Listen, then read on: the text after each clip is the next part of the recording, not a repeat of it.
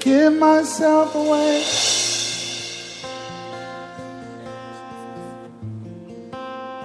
I give myself away so you can use me. I give myself away.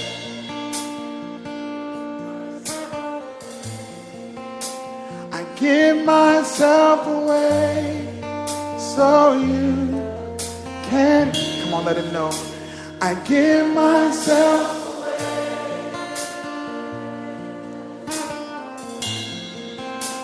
I give myself away so you can use. Bonjour, une fois de plus, bien-aimés dans le Seigneur. Bonjour à Paul. Ce matin, par la grâce de Dieu, nous voulons aborder un autre thème qui, comme dans la construction d'une maison, endure une maison définitive. On met parterre à la suite d'un parterre, rangée à la suite d'une rangée. De nos jours même, à cause de ce que la technologie ou la compréhension des choses est avancée, on construit d'abord les piliers avant de monter les murs. Avant de monter les murs, avant de les soutenir par les poteaux. Mais de nos jours, on met d'abord les poteaux seulement pour créer l'espace. Avant, quand tu montes un mur et il y a un vent violent, ça ramène au mur. Alléluia. Mais s'il y a déjà les poteaux, selon la dimension, enfin selon comment on dit cela, requise, si le poteau, deux poteaux sont là et tu mets le mur avec le mortier, même quand ce n'est pas sec, quelquefois même, après avoir monté le mur, même quand ce n'est pas encore sec, s'il faut au niveau de l'ento, on monte le lento. Alléluia. Donc, c'est qu'un bien les uns à la suite des autres pour bâtir nos vies, afin que nous serons équilibrés dans notre monde pour la gloire de Dieu. Alléluia. Nous allons parler ce matin sur le thème qui sont les ennemis, pardon, les amis de ta destinée.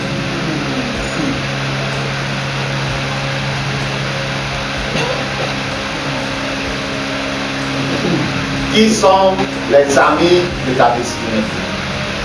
Qui sont les amis de ta destinée? Et en définition, amis,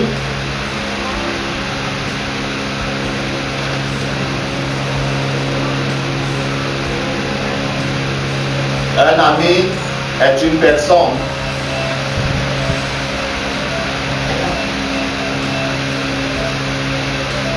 qui, de la part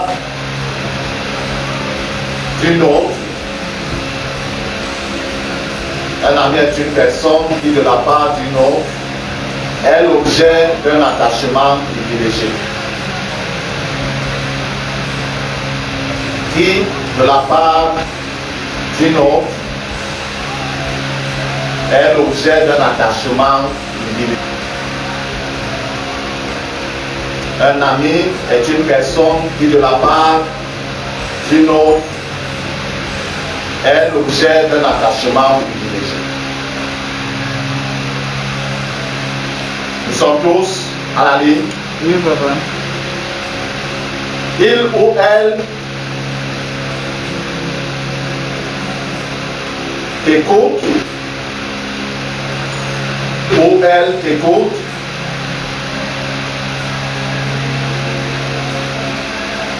te comprend,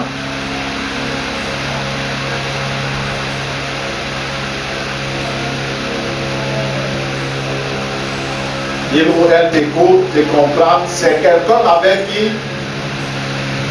tu peux parler librement de tes inquiétudes,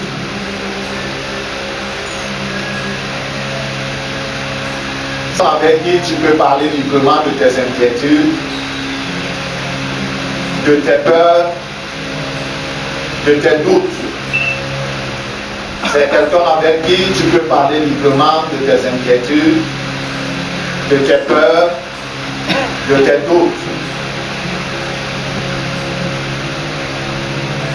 Nous sommes à la ligne.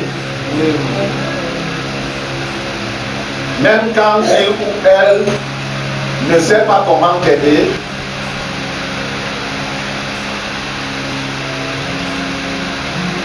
un ami ou une amie, bien entendu, même quand il ou elle ne sait pas comment t'aider,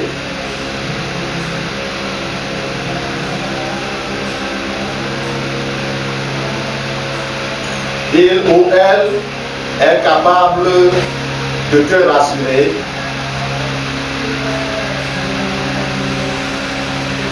et t'encourager.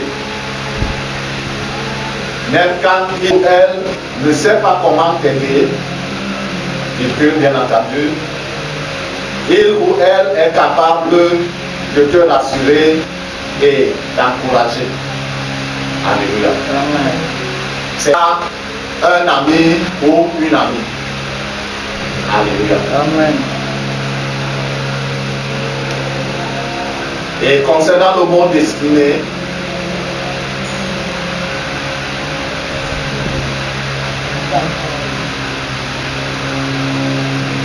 la définition du monde destiné,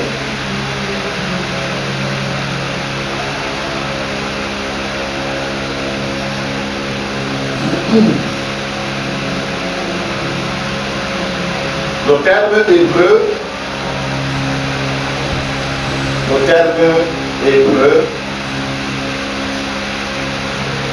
destiné 2 points. Le terme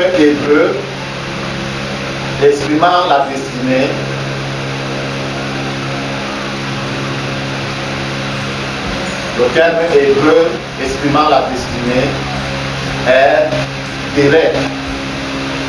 D-E-R-E-K. Le terme hébreu exprimant la destinée est direct.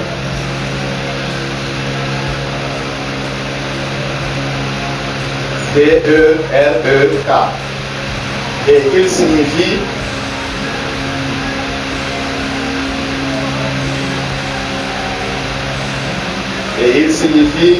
route, virgule, chemin, virgule, sentier, virgule. Et il signifie route, virgule, chemin, virgule, sentier, virgule, âge, virgule, direction,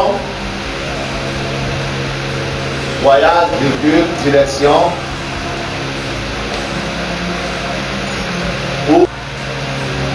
cours de la vie selon Dieu. Au cours de la vie.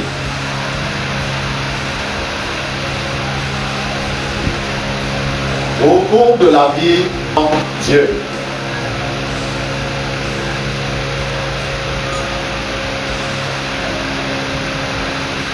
Nous sommes tous à la base. Alléluia. Amen. Nous n'allons pas courir, ça nous prendra le temps là-bas, mais il faudrait que nous puissions comprendre. Parce que tel qu'il y a les amis de la destinée, il y a également Les ennemis. les quoi? Les ennemis de quoi? de la destinée. Et les ennemis de la destinée font comment? Ils s'habillent comme les amis de la destinée. Ça veut dire que si tu n'as pas les yeux vraiment ouverts par Dieu, tu prendras un ennemi de ta destinée, tu le mettras à tes côtés. Et il va faire quoi? Décrire ta destinée. Le Seigneur a dit qu'ils viendront à vous avec les vêtements de quoi? De brebis. Laissez-moi rire, bien-aimé, mais je ne ris pas. C'est une affaire très sérieuse. Alléluia.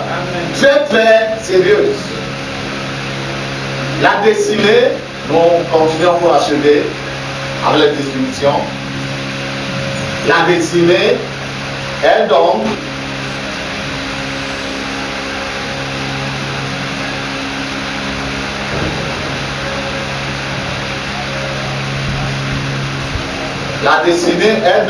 un chemin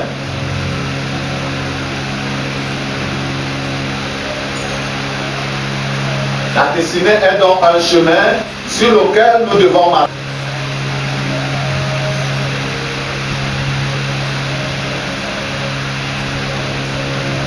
Un chemin sur lequel nous devons marcher.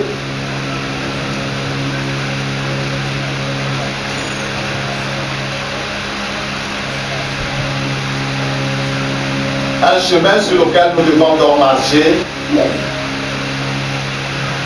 étant en étroite collaboration avec Dieu,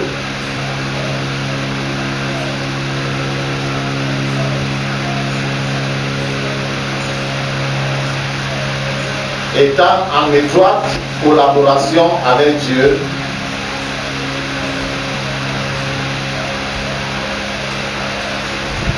et nous soumettant à sa direction.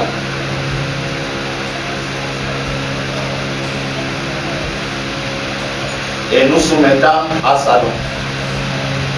La destinée est donc un chemin sur lequel nous devons marcher en étant en étroite collaboration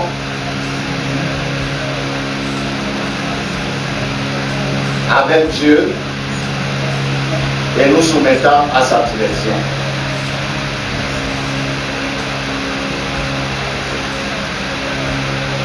Nous sommes tous à la page. En effet, nous avons expliqué ce qu'est un ami. Alléluia. Et ce que c'est que la destinée. Pourquoi nous ne parlons pas de destin? Parce que le destin est compris comme des choses qui sont déjà établies. Que pour que ça va seulement se passer ainsi. Or, par rapport à l'être humain, si tu ne collabores pas avec Dieu, en fait, c'est un projet. Alléluia. N'est-ce pas, quand nous faisons des projets, même si c'est à long terme, de temps à autre, on observe, non? Est-ce que c'est en train d'avancer comme on a prévu ou ça n'avance pas? Si ça n'avance pas, on réfléchit, qu'est-ce qui ne va pas? S'il faut modifier, on modifie. Donc, le projet que Dieu a mis sur pied, comme il l'a bien dit à Jérémie, au travers de la bouche de Jérémie, dans Jérémie au chapitre 11, du au verset 29, que les projets formés pour vous sont des projets de quoi? De bonheur et non de mal, pour vous donner un avenir et une espérance. Mais si tu ne marches pas en étroite collaboration avec Dieu, ce projet-là d'avenir et d'espérance risque d'être de autre chose. Alléluia. Amen.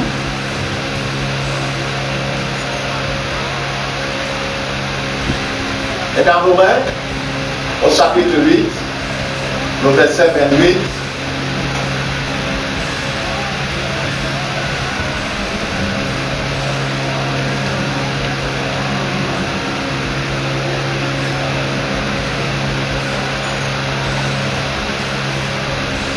Romains 8, verset 28, il nous est dit, nous savons du reste que toutes choses concourent au bien de ceux qui aiment Dieu et de ceux qui sont appelés selon son dessein, selon son projet.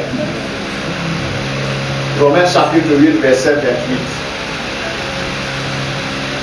28. Et dans Proverbes chapitre 27, verset 6,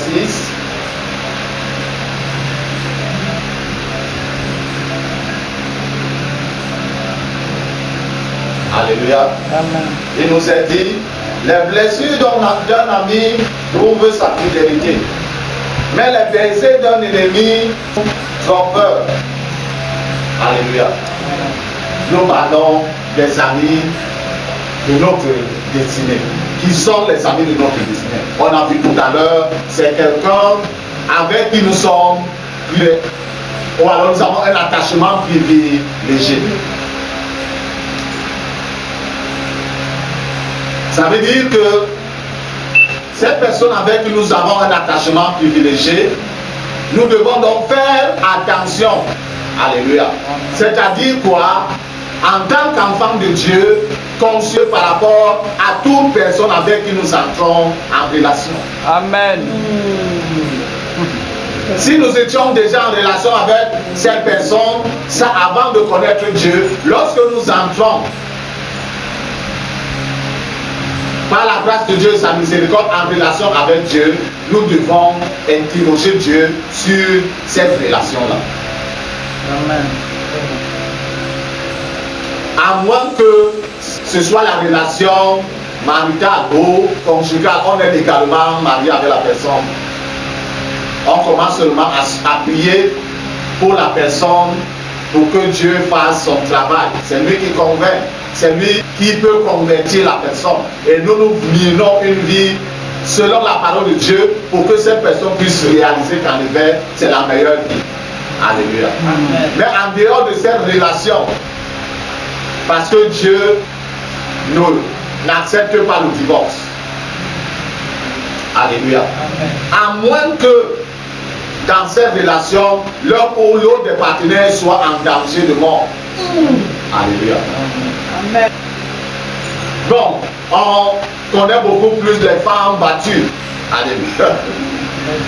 Mais il y a des hommes qui sont battus dans leur foyer, ils ne parlent pas. Yes. À cause de la honte, comme ma femme me dit, nous étions petits. En commandant, il y avait un couple qui habitait en face de nous. Quand ça commençait, c'est la femme qui criait aïe oh, aïe oh, aïe oh, il m'a tué, il m'a tué. Mais le matin, c'est le mari qui sort avec les bleus et les bosses. On regarde la femme, il n'y a aucun bleu ni beau sur elle, pardon. Le mari ne peut pas parler que de la honte que c'est une femme qui te tape. Donc de la même manière qu'il y a des femmes battues, c'est vrai en majorité, mais il y a quelque part aussi des hommes battus qui sont certainement en minorité. Si ça se passe ainsi dans ton foyer, que ton mari te rose, et après il demande pardon, et après quelque temps il te rose, il demande pardon. Cherche le divorce. Parce que tu risques de mourir. Celle qui a chanté pour aimer, qu'est-ce qui s'est passé? La bastonnade, on la tapait, elle ne parlait pas. On protège quoi? Dieu a dit, Marie, aime ta femme comme toi-même. Toi, le mari, tu peux prendre le couteau, tu commences à te trancher. Jamais. Et tu tranches l'eau, parce que ce n'est pas ton corps. Vraiment. En dehors de cette relation-là, toutes les autres relations doivent être réévaluées à la lumière de la parole de Dieu et de la direction de Dieu. Si tu réalises qu'en effet, tel ami avait attaché, tu ne connaissais pas Dieu. Et maintenant, tu parles à connaître Dieu, que Dieu t'éclaire que cet ami-là, même s'il te donnait les millions, tu commences à prier, Seigneur, déconnecte-moi de cet ami et donne-moi celui-là, même vers moi celui-là qui va m'aider. Yes. Oh, Jesus. Le plus souvent, on pense que les amis, c'est celui qui va toujours me dire oui, toujours les bénir oui. Non, ce n'est pas ça l'ami. Alléluia. Amen. Nous y arriverons. Nathan, le prophète Nathan était l'ami de David. Alléluia. Mais quand il arrivait de dire la vérité à David, il ne choisissait pas deux chemins. Même il disait la vérité dans la sagesse, mais il ne choisissait pas deux chemins. L'ami doit être celui-là même qui te dit ce que tu as fait là est mauvais. Et il te dit si tu veux ne me saluer plus, mais je te dis que le choix là c'est mauvais, je n'accepte pas ça. Non pas parce qu'il s'oppose à toi juste, mais parce qu'en vérité, ce choix là ou cette décision que tu as prise là. Alléluia. Amen. Même dans la maison de Dieu, ce n'est pas tous les frères et sœurs en Christ qui sont les amis de ta destinée. Yeah. Je ne veux pas dire que tu commences à chasser les frères et les sœurs en Christ. Mais Seigneur, quel est ce frère ou cette sœur qui peut m'aider dans ma destinée? Nous avons dit que c'est un voyage. Et la Bible nous fait comprendre dans Amos, je crois 3, que deux personnes ne marchent pas ensemble si elles ne sont pas quoi? D'accord ne veut pas juste dire que ok j'accepte. D'accord veut dire que vous avez la même vision des choses. Vous avez le même regard, la même compréhension des choses selon Dieu.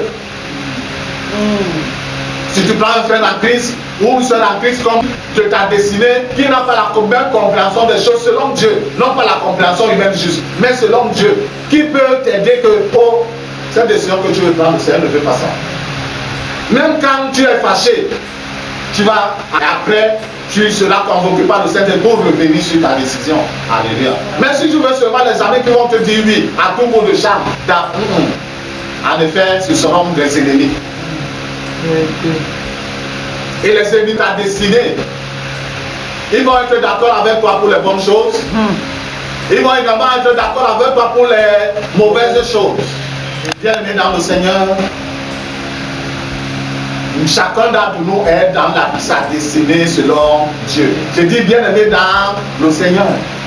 Pour toi qui n'es pas encore dans le Seigneur, c'est un signal très fort pour toi, pour te tourner vers le Seigneur Jésus-Christ de Nazareth. Lui seul est le sauveur de l'humanité. Lui seul peut changer le cours de ta destinée. Si tu viens à lui, il pourra donc redresser les chemins tordus de ta destinée. Peut-être tu as eu beaucoup d'amis. Donc, comme quelqu'un a chanté, quand on a l'argent, on a beaucoup d'amis. Et quand l'argent finit, on a quoi? Tous ses amis fuient. Même l'ami de ta que tu aies l'argent ou que tu n'aies pas, il est à tes côtés. Or, l'ennemi de ta destinée, il est là quand tu as l'argent. Quand l'argent se met à finir, il s'enfuit. Parce que son but était de quoi? D'épuiser ton argent. Quand tu es en bonne santé, il est là ou elle est là. Quand ta santé devient dégradée, il ou elle fuit. Que ce soit toi la cause de sa fuite. Alléluia. Parce qu'on peut être en mauvaise santé et que l'ami de notre destinée est là pour nous soutenir dans cette mauvaise santé. Par contre, pendant qu'on est là, lui, il nous considère aussi comme l'ami de sa destinée. Et pourtant, nous sommes ennemis de sa destinée. Je vous ai raconté un témoignage ici. Deux amis. L'une d'elles était ma feu-tante paternelle. Et on nous raconte, c'est ma feu-tante paternelle qui était gravement malade. Son ami intime qui a appris cela, bon, le temps lui manquait et certainement les moyens. Elle était invitée non par l'hôpital sur le traitement. Son ami qui croyait qu'elles étaient réellement amis intimes, donc pied mon pied, comme on dit souvent dans le jargon du quartier, a fait un bon bouillon de terre avec les viandes bien cuites molles, parce que quand on est malade, on n'a même pas la capacité de marcher. Elle est partie visiter son ami. Alléluia. Et c'est elle qui a servi. Son ami était en train de prendre, oh mon ami, tu as très bien fait, oh tu as très bien fait. Elle apprécie, elle apprécie. Pendant qu'elle lui faisait manger, un margouillard est descendu du mur, a traversé son pied et est remonté dessus. L'ami de ma feu-tante maternelle lui demande que, est-ce que tu as vu ce margouillard qui est passé, qui est monté sur mon pied? Elle dit, je n'ai pas vu. Quand son ami est rentré chez elle, elle est morte, elle a été enterrée. Celle qui était gravement malade a recouvert la vie, la santé. Et c'est elle qui est partie diriger les obsèques de celle qui était bien portante et qui était venue lui rendre visite. Ah, qui était l'ami de qui?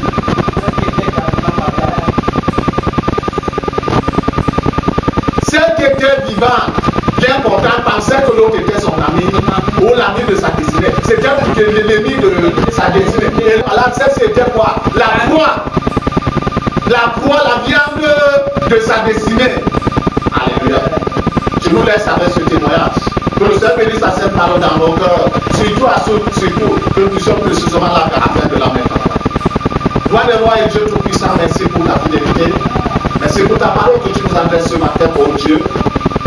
Viens dans ta grande bonté nous accorder de saisir, Seigneur notre Dieu, ta parole. Pour la garder dans nos cœurs, la mettre en Dieu. Et que les retombées, Seigneur notre Dieu, au Père positif de la mise en pratique de ta parole, soient effectives dans nos vies et à travers nous à la gloire de ton Seigneur. Roi des rois et Dieu éternel, je lève toi seul à Seigneur notre Dieu, à qui tu accorderas la grâce de croiser ce message vidéo. Quel que soit le sexe de la personne, quel que soit son âge, quelle que soit sa race, accorde à cette personne, Père éternel, d'entendre ta voix au travers de la mienne, Yahvé. Parle-toi, Seigneur, ouvre son entendement. Donne-lui, Seigneur Dieu, un cœur désolé de disciples, qu'elle saisisse ta pensée au travers, de cette parole de Dieu. Surtout et surtout qu'elle garde en cœur et mette en pratique, Yahvé, au nom de Jésus.